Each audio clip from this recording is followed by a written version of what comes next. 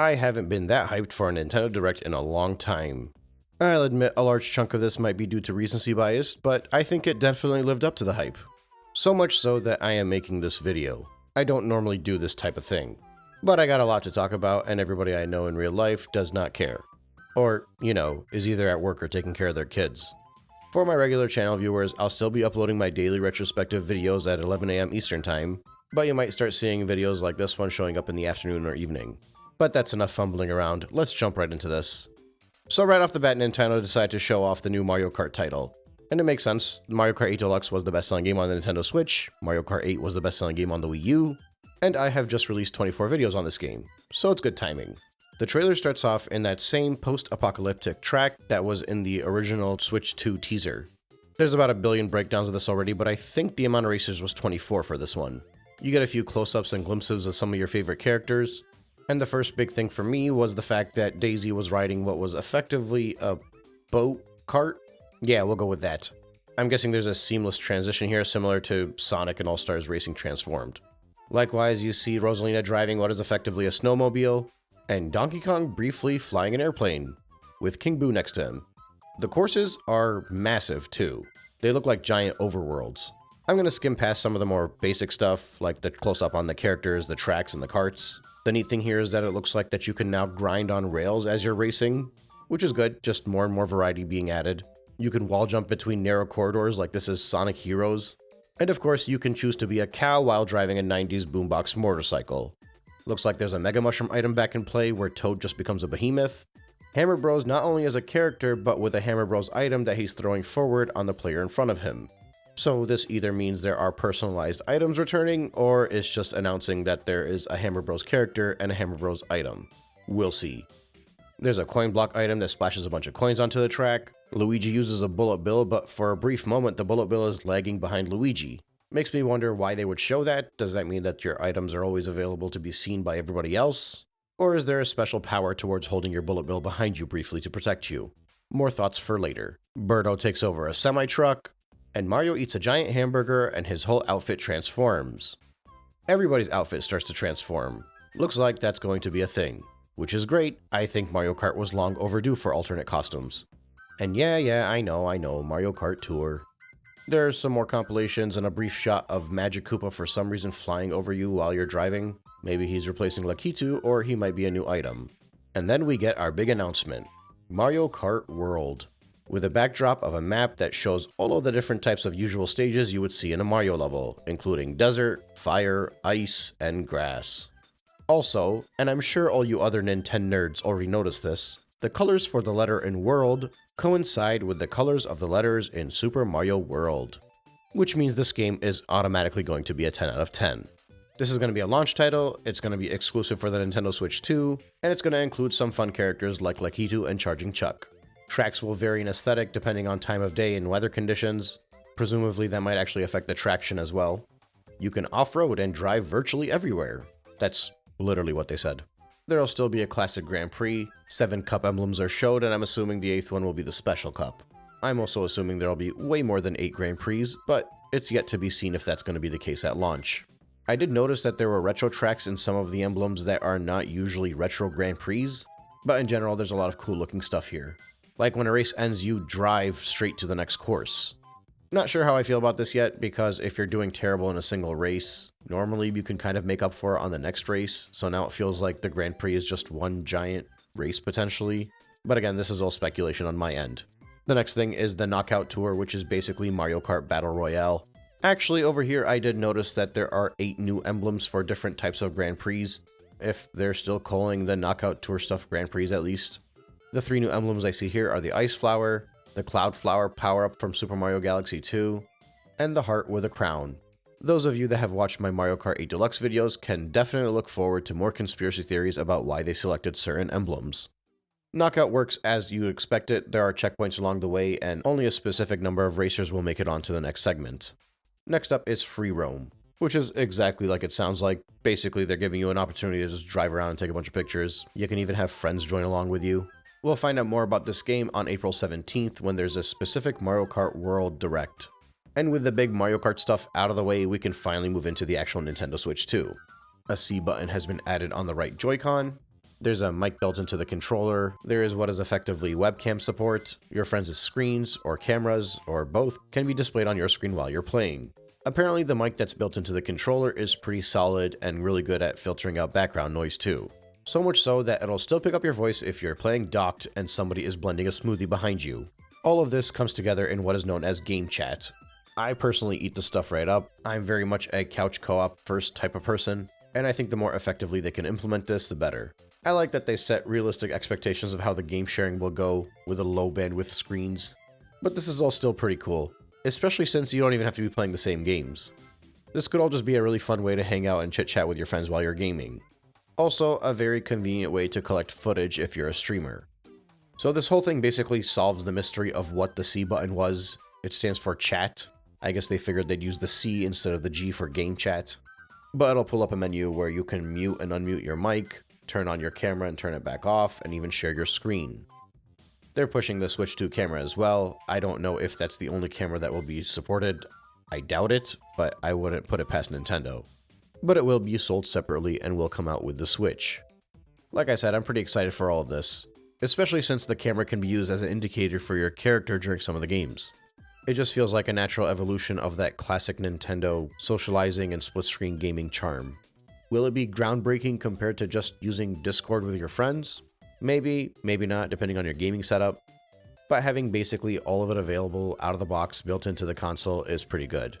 Unsurprisingly, Game Chat will only be available for Nintendo Switch Online members, but there is an introductory offer until March 31st of 2026. Now this next announcement seems pretty cool and I really hope it's implemented well. I guess this is similar to the Nintendo DS's download play where you can have a single cartridge and play multiplayer games. But basically, if multiple people have a Switch, you only need a copy of one game. And this is only a feature supported by certain games. They're calling this game sharing. It not only has local wireless, but it also does online to an extent. And I guess the online is technically part of the whole game chat thing. The only titles they're showing at the moment that support it are Captain Toad, Super Mario 3D World, 51 Worldwide Games, Mario Odyssey, and Big Brain Academy. My only reservation here is that it feels like it's going to primarily focus on games that are meant for couch co-op where you work together to accomplish something, or, simple board game stuff. Like, it feels like you're probably still all going to have to buy your own copy of the usual multiplayer games. Your carts and parties and Smash Bros and etc. So it's cool, but I think it could have been a lot cooler. But I'll add the usual caveat that I'm just speculating. And with the mystery of the new C button behind us, we can move on to the trailer on the actual Switch 2 itself. Bigger screen, same thickness. Handheld is 1080p, and the gameplay supports up to 120 frames per second. I'll discuss the pricing later on in this video, but as soon as I saw this, I knew it was going to be expensive. Vivid LCD, kind of disappointing that it's not OLED, but it's okay. HDR support. This is already pretty much known, but the Joy-Cons attach magnetically this time around. The SL and SR buttons are big enough to press without requiring you to use a needle. Joysticks are larger, and they officially announced the mouse support. Again, this feature was pretty much already known, or at the very least all but confirmed. You can slide the Joy-Con on its side and use it as a mouse. This could be great for all different types of PC gamings, first-person shooters, real-time strategy. Honestly, for me, ever since this was leaked, all I could think about was how cool it would be for Mario Party. Keep that in mind for later. But I think in general, this might be the most creative aspect to come out of the whole Switch 2. The exciting gimmick, if you will. It's not really as big of a deal as some of the previous gimmicks that the Nintendo has seen over the past few console generations, but I think they've also shifted the way they're doing things, for better or for worse. That being said, I hope this mouse thing doesn't really die out. I think there's a lot of interesting ways that this could be experimented on, and I'm really just hoping it's not a quick one-and-done gimmick that dies out within the first year of the Switch's life. Although even if that happens, it'll still probably be used in minigame compilations as well as ports of PC titles. Additionally, they're really pushing the built-in mic and how good it is at filtering everything out, as well as what they're calling 3D audio, giving you the feel of surround sound even if you don't have a sound system. A big old kickstand similar to the one on the OLED, and potentially one of my favorite features, 2 USB-C ports. And thankfully, both of them are available for charging, so you can actually play tabletop now while charging your Switch. The console comes with 256 gigabytes of internal storage, which is drastically below the industry standard, but is a massive upgrade on what came on the original Switch. It'll be interesting to see how this actually translates on a per-game basis. As it stands, I could fit a decent chunk of Nintendo Switch games large and small on my 128GB SD card, But if all of a sudden each game is 4 times the size as it was on the Switch, this could be less exciting. And I'm guessing most of the games will be a lot larger because the new dock has 4K support. I honestly didn't expect Nintendo to go all the way up to 4K, but I also expected them to keep the price down. But as they say, you get what you pay for. Which in this case includes a built-in fan in the dock, to help keep your performance consistent. And in typical Nintendo fashion, they will be releasing a game called Nintendo Switch Welcome Tour, which is one of those games that basically introduces you to all the features of the Switch, similar to 1-2-Switch, Nintendo Land, and most famously Wii Sports.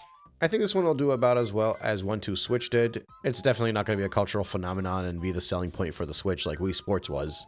And honestly, just the fact that they're going to make you pay for it means most people probably will skip this one altogether. It might make for a fun party game tech demo in the console's early life. Okay, so the next bit is a bit interesting, and it reminds me a lot of the Game Boy and Game Boy Color generation. The Switch 2 game cartridges are going to be red. The console will support up to 256GB SD cards, and they will be Express microSD cards. Exclusively, I might add. Non-Express SD cards will not work. You can transfer everything over from your old Switch to your new Switch pretty easily, kind of the same way you could always do it when you had a regular Switch. There's unsurprisingly a Switch 2 Pro controller now. It includes a C button, slight ergonomic improvements, and I think aesthetically it just matches the whole Switch environment better. It kind of reminds me of the Switch Lite. Also, and I did not expect this would be a thing, it has paddle buttons, GL and GR, as well as a built-in audio jack. I expected the audio jack, I did not expect Nintendo to include paddle buttons onto their controller. I guess at this point I'll sidestep a little bit because the presentation they do mention that the website goes live today, specifically the Switch 2 website. If you notice, they mention all the features, they mention the release date, but they don't mention any prices. Obviously they're doing that because they're selling it more expensive than people expected. Or maybe it's just more expensive than I expected. You're basically either just going to get a base Switch 2 for $450, or you're going to pay an extra $50 and get it for $500 along with Mario Kart. I didn't see this on the website, but different sources are reporting it, so take it with a grain of salt, but supposedly the Pro Controller should land around $70. Of course, I'm talking in US dollars. And again, I'm seeing different reports, but video games might be anywhere between $70 and $90. The report I saw was saying $80 for digital and $90 for physical, but I don't think that's true, and I think that was in euros, but I could be wrong. And another report was saying Mario Kart was only $70 US, so again, this is kind of all up in the air at the time of recording at least. One thing is for certain is that if games get up to $90 for physical and even $80 for digital, it's a little steep. You're talking about a large possibility of pricing people out of this console. Obviously, you're not going to price me out of it. They could charge $1,000 and I'd still buy it, and that's why they're doing what they're doing. But for a lot of people, the Switch is their secondary console. And in many cases, they buy one for each one of their children. So if the Switch 2 is that expensive, that could be problematic. And this wasn't discussed, but I think that means that the Switch 1 is actually not going to get a price drop. Because all they really got to do is keep making Switch 1 games, and that could be the budget console. But yeah, I'm just speculating once again. All in all a lot of this is way too early to tell, but I will say the price is definitely a flag for me. I like my Nintendo consoles watered down. In fairness, this is watered down technically compared to the industry standard, but I think they needed a little bit more water. Let's go back to the Direct. The console will be coming out on June 5th, which means that the Switch 1 will have a lifespan of roughly 8 years and 3 months. Although I guess technically the Switch 1 will not die at this point, so you know what I mean. But okay, back to the part where I said this was like Game Boy and Game Boy Color a few minutes ago. The Switch 2 can play 3 types of games. First and foremost is games that are specifically for the Nintendo Switch 2. Those are your Game Boy Color exclusive titles that didn't work on the original Game Boy. The second is the backwards compatible games coming from the Nintendo Switch. Those are the same OG Game Boy cartridge games that you would slide into your Game Boy Color and play them. And finally, you have what they were calling the Nintendo Switch 2 Edition games. Those were the games that worked on the original Game Boy in black and white, but they also had a completely fleshed out color palette for when you played it on the Game Boy Color. In the case of the Switch 2, since the original Switch was in fact in color, that means when you play it on the Switch 2, it'll be upgraded or it'll have performance enhancements. And the big example they used here was Super Mario Party Jamboree. Check out my Super Mario Party Jamboree review, as well as my full retrospective series on the entire Mario Party franchise. So Mario Party is a big one for me. I think that's the game that I'm currently playing the most these days. Specifically online with my brother, nephew, close friends, and cousins. And I'm glad to see there's some form of DLC actually being implemented into Mario Party for once, even though this is not technically DLC, but good enough. The improvements to this game vary in type. First being a whole set of minigames based around the mouse controls, which is the first thing that I expected, as well as mic-based minigames, which I don't think we've seen in almost 2 decades. And finally, it's also going to support the camera. The camera works in multiple ways, one of which is the player indicator, as I mentioned earlier, which for me is really fun, but I realize it's not for everybody. Then there's this whole live game mode that kind of reminds me of the Kinect. I don't envision myself playing with this one that much, but I can see a market for it. And then there's like a whole segment where you're on a rail and shooting down different enemies with the mouse controls. Periodically, minigames will appear, and those are obviously mouse control minigames. This one seems like it's another one of those 4-player co-op modes that I don't generally enjoy in Mario Party, to be honest. But again, others might. Here's the interesting part though. This enhanced version of Super Mario Party Jamboree has its own release date. It comes out on July 24th, titled Super Mario Party Jamboree Nintendo Switch Edition plus Jamboree TV. If you already own the game though, you can upgrade it, but you gotta pay money to upgrade it.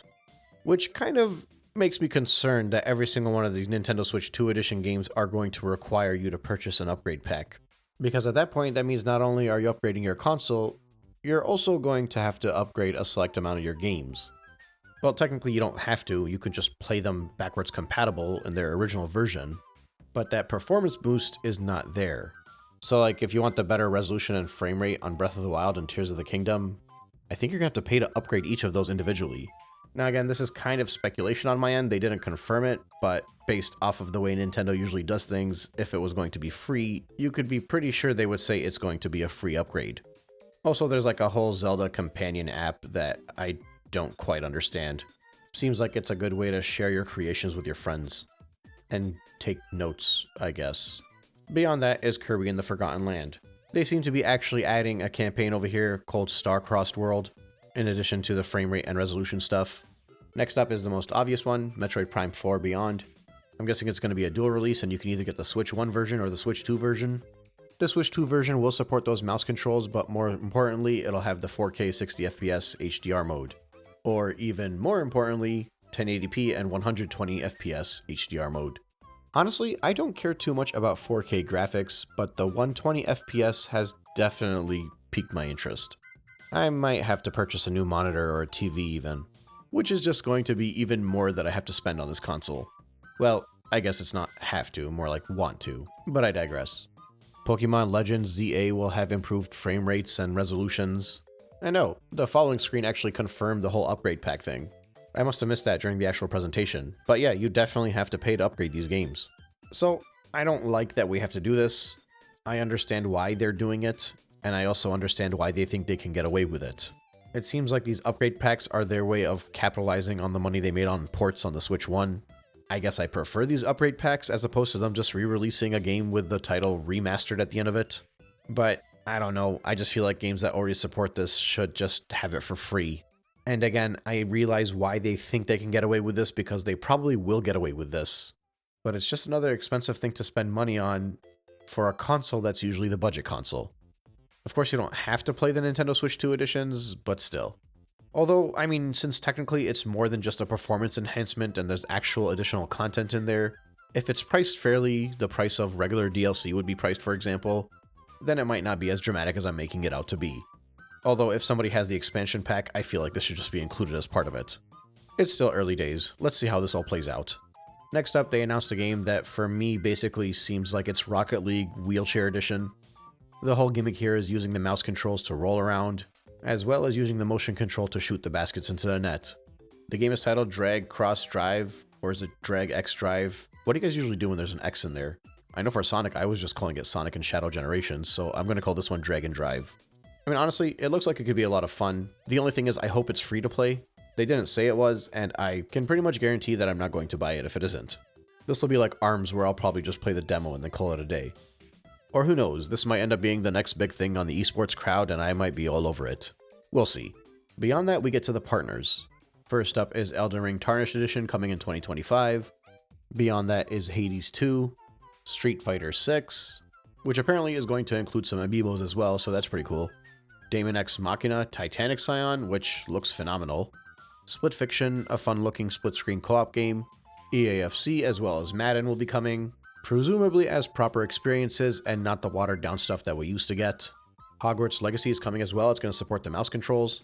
Tony Hawk 3 and 4, and it has a SpongeBob SquarePants Underground theme course. The point is, there are some usuals as well as some unexpected big hitters, like Hitman, as well as Project 007. They didn't show much of Project 007, but they showed enough to pique my interest. Square Enix's Brave and Default is announced, along with mouse-controlled minigames, titled Bravely Default Flying Fairy HD Remaster. Sega's bringing Yakuza 0 Director's Cut. The reason I'm glossing past a lot of these is because not all of them are what you would expect on a Nintendo console. Many of them are already out, but almost all of these are going to be available on launch day, or close to it. We'll obviously see how this pans out as we get further into the Switch's lifecycle, but the fact that this thing supports 4K and 60 FPS highlights that this console is going to be considered a real console. It's going to get those third-party titles, and in that regard, it could potentially replace the primary console that most people grab. I mean, sure, you're not going to get the Sony exclusives, but there is a scenario here that could play out where Nintendo is able to pull a lot of the hardcore gamers away from Sony, or at the very least, Xbox, since they're not really doing anything.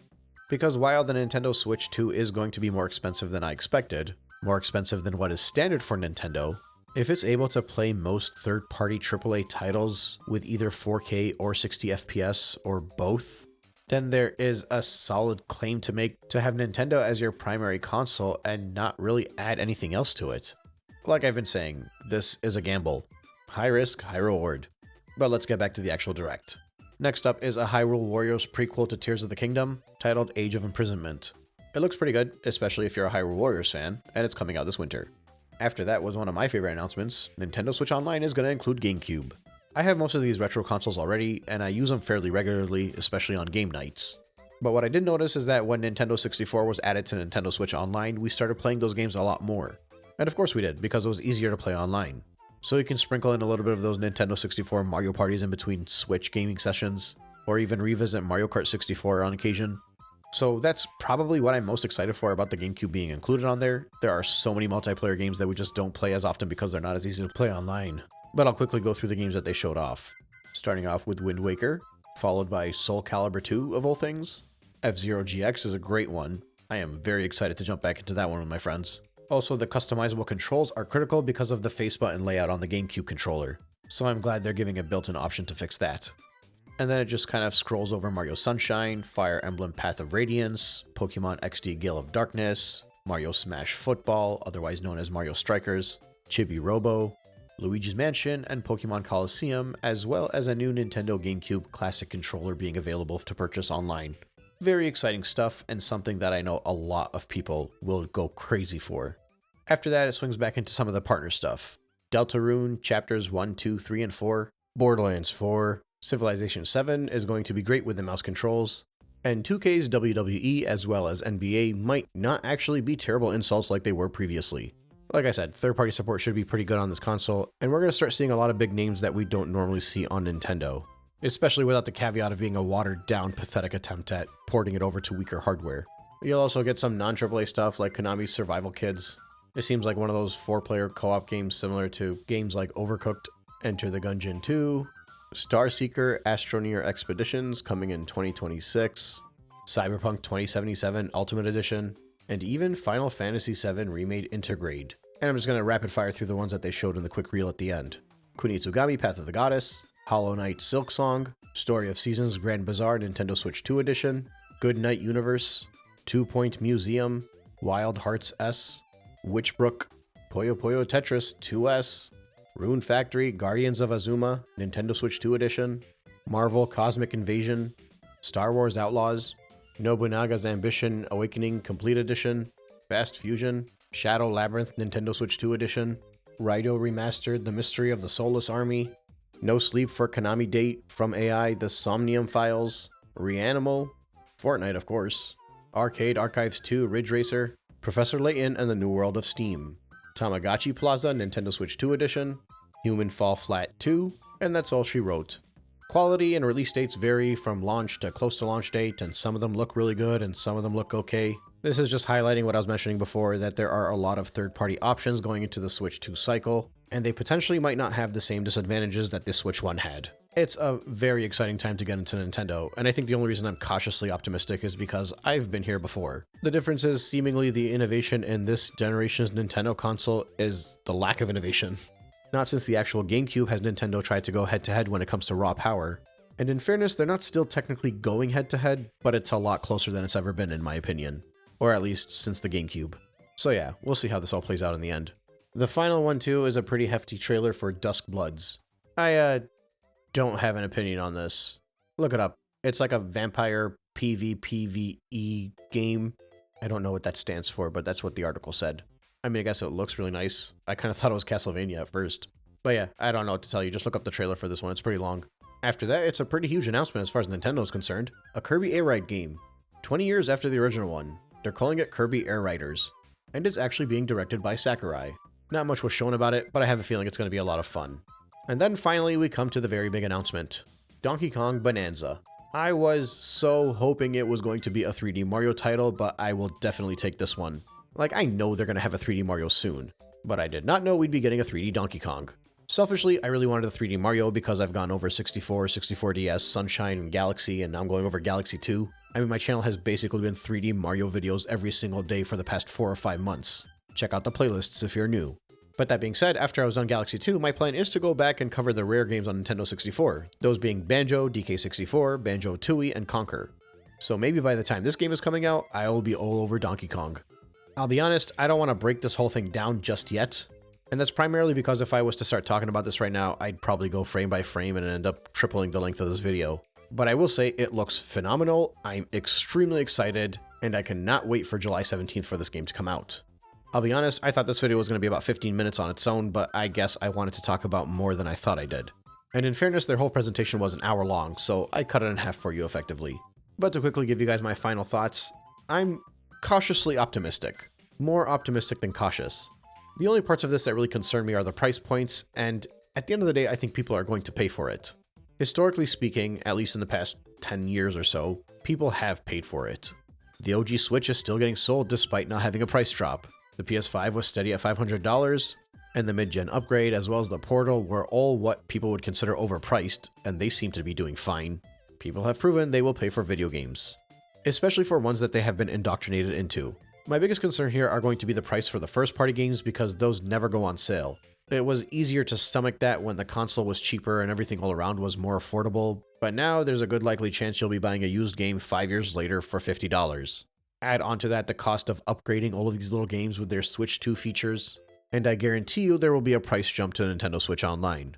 But again, people have proven time and time again they will pay. I know I'm going to end up paying. I'm in too deep to not do it. But outside of the actual prices, I am very excited. There is a lot of innovation here even though it's not the typical Nintendo innovation. As simple as it seems, game chat looks like a lot of fun to me. I'm very excited for the new way I'm going to be playing online with my friends and family. The mouse controls, while I don't care too much for RTS or PC games and the like, I am excited to see how well they're implemented into various types of games, specifically party games.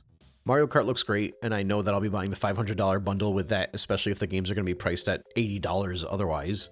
But there is one thing they didn't mention, and it's something that I am holding on to dear hope for. I've purchased and collected a lot of stuff for my Switch. And by stuff, I mean controllers.